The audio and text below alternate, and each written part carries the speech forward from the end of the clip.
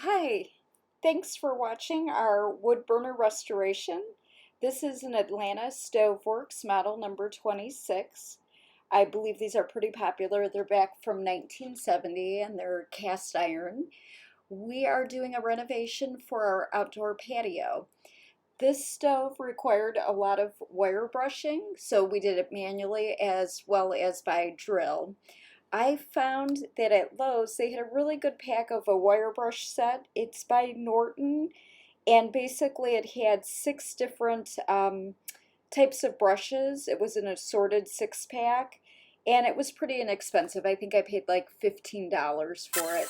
But it worked out great because, as you can see, we have so many nooks and crannies, so many different sizes that we needed.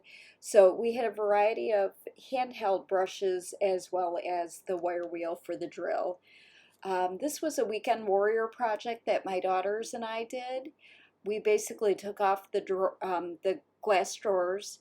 We went ahead and just sanded these down, got all the rust off the best that we could. As you can see, on these, we just used manual wire brushes to clean it off.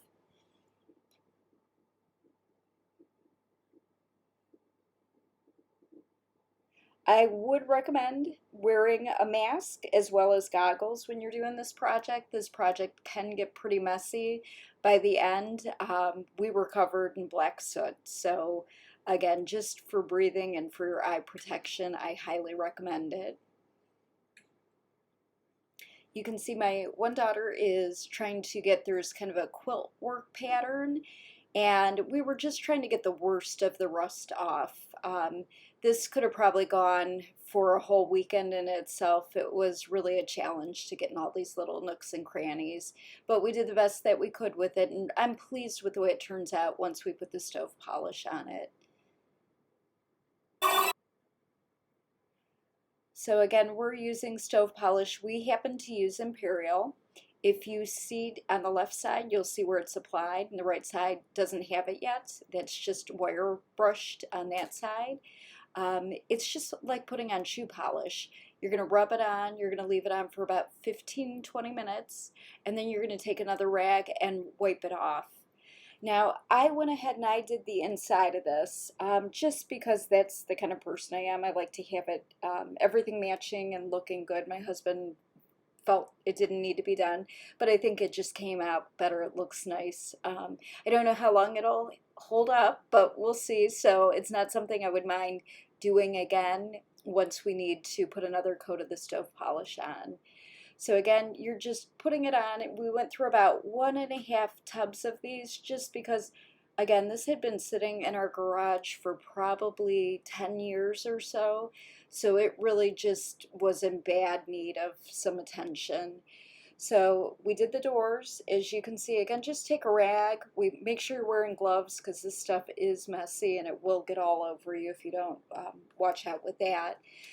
We went ahead and spray painted some of the handles though. The actual knobs that are to the very right, um, they're not cast iron.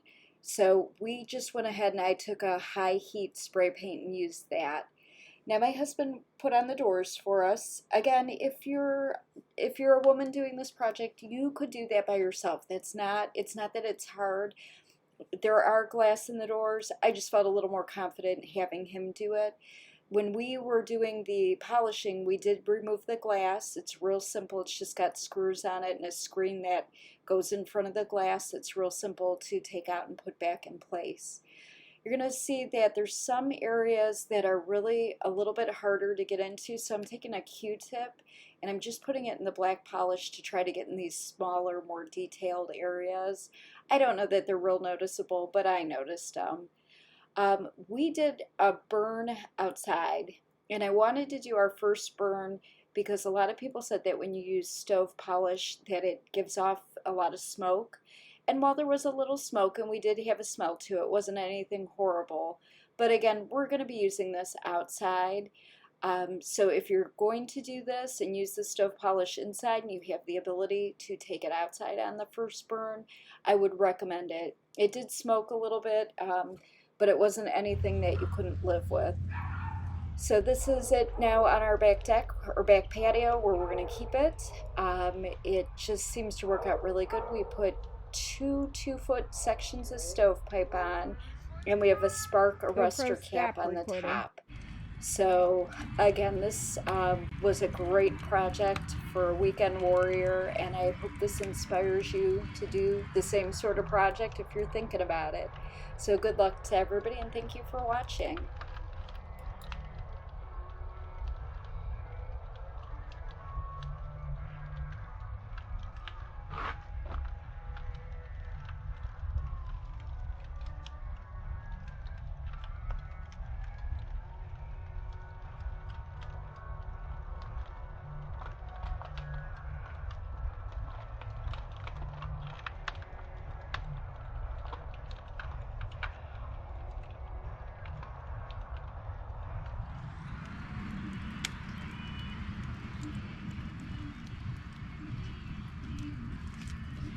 GoPro, stop recording.